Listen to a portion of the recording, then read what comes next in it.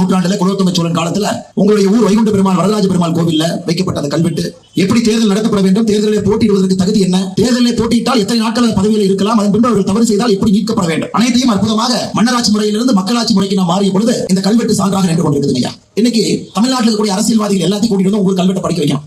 பதவியில ஒரே ஒரு முறை மட்டும்தான் இருக்கணுமா, 360 நாட்கள் மட்டும்தான் பதவியில இருக்க முடியும். அதான் கல்வெட்டு சொல்லுங்க. வாரியம் என்கின்ற 5 வாரியத்தை அமைச்சிருக்காங்க பாருங்க. வாரியத்திலே உறுப்பினராக இருந்தால் 3 ஆண்டுகள் கழித்து தான் தேர்தல் அளிக்கும். வாரியத்தில் யாராச்சும் உங்களுடைய குடும்ப உறுப்பினர்கள் 5 வாரியத்திலே இந்த பகுதியிலே சேவை செய்து கொண்டிருந்தால் குடும்ப உறுப்பினர் இருந்தாலும் கூட நீங்க தேர்தல் நிற்க கூடாது. நீங்க தேர்தல் ஜெயிச்சா உங்க குடும்ப உறுப்பினர்கள் வாரியத்தில் இருக்கக்கூடாது.